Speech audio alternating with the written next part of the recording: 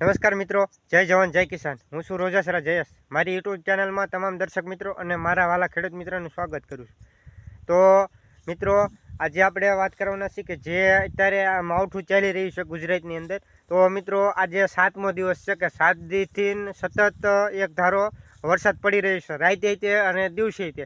અને મિત્રો, 7 દિવસમાં એક દિવસ જે આપણે 29 તારીખ હતી તો 29/10/2025 તે દી હાવ ઓછો વરસાદ આવ્યો, 1-2 ઝાપટા આવ્યા।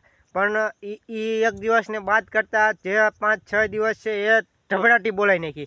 અને મિત્રો, માવઠું તો એક દિવસનું હોય કે વિધિન 2 દિવસનું હોય, પણ આ તો 7 દિવસના માવઠા પડ્યા, જેને એલી સ્વરૂપ કહી શકાય। કે આવું ચોમાસામાં પણ ક્યારેક વરસાદ નથી પડતો મિત્રો, કે આજે 7 દિવસના વાણા વહી ગયા છે અને સતત એક ધારો વરસાદ ચાલુ રહ્યો છે। તો મિત્રો, આને માવઠું ન કહેવાય, પણ તો આપણે આને શું કહી શકાય? માવઠો કહેવાય, એક જેને માવઠો કહી શકાય।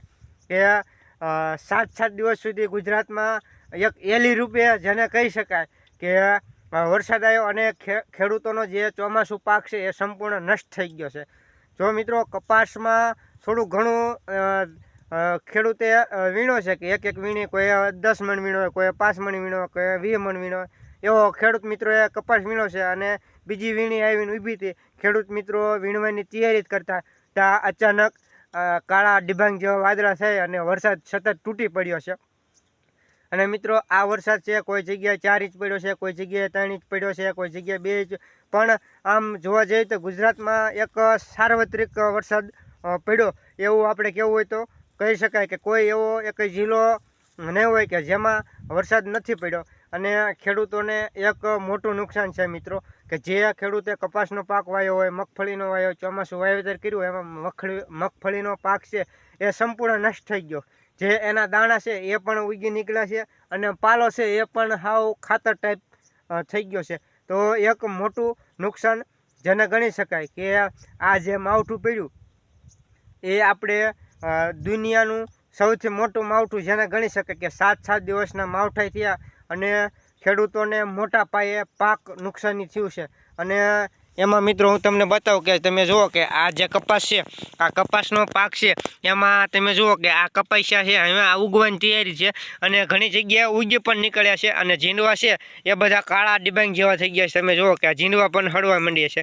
હવે આમાં ખેડૂતોને કપાસમાં જે પાક છે એ પણ હાવ સંપૂર્ણ રીતે ફેલ થઈ ગયો છે। તમે જુઓ મિત્રો કે આખો જે આ કપાસ છે એ પણ આ તમે પાણી નીતરે, તમે જુઓ આ માવઠાના વરસાદથી। આ જુઓ આ જે કપાસ છે, હવે આમાં ખેડૂત એ કેવી રીતે પોતાનું ગુજરાન મિત્રો હલાવી શકે છે, ચલાવી શકે છે? તમે વિચાર કરો કે ખેડૂતને એમ થાય કે આ વર્ષે મારે કપાસ સારો છે તો કપાસ કંઈક ઉત્પાદન આવશે। અને સરકાર પણ જે સહાય કરી છે એ મિત્રો 5 જિલ્લામાં ખાલી સહાય કરી છે અને એ તે 2 હેક્ટરની મર્યાદામાં સહાય કરી છે। તો આમાં ખેડૂત જાય તો ક્યાં જાય? ખેડૂત સાથે આજે અન્યાય થઈ રહ્યો છે કે ખેડૂતને પૂરતો એક ભાવ નથી મળી રહ્યો। જે કપાસનો ભાવ હોય એ અત્યારે મિત્રો આ જે કપાસ છે એના હવે તમે જે ભાવ આવતો હોય એ નહીં આપે। આ તમે જુઓ કે પહેલેલો કપાસ છે ઉગી ગયેલો, હવે આના શું ભાવ થાય છે? આ તમે જુઓ કે બીજે કોટા નીકળી ગયેલા છે કપાસના।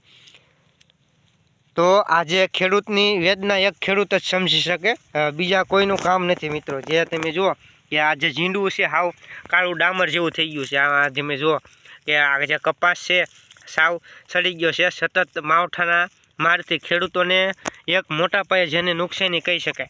કે આવું નુકસાન તો મિત્રો ઇતિહાસમાં પહેલી વખત થયું છે કે ચોમાસું પાક છે ખેડૂતના હાથમાં આવેલો જે કોળિયો છે ને એ કુદરતે છીનવાઈ ગયો છે। જો મિત્રો, કોટા બતાવું, જો કે જે આ કપાસ છે એના કોટા થઈ ગયા, કપાસિયા કોટા થઈ ગયા છે। તમે જુઓ કે કપાસમાંથી કપાસની અંદર કપાસ ઉગી નીકળ્યો છે। બોલો, ખેડૂતને જે વીણવાનો ટાઈમ આવ્યો, વીણી આવી ત્યારે ખેડૂત વીણવાની તૈયારીમાં હતો અને આ કપાસ ફાટી ગયો હતો અને એમાં કપાસની અંદર કપાસ નીકળી ગયો, કોટા ફૂટી ગયા અને ઝીંડવા કાળા ડિબાંગ જેવા થઈ ગયા। તમે જુઓ મિત્રો કે આ ખેડૂતોને એક મોટું નુકસાન છે।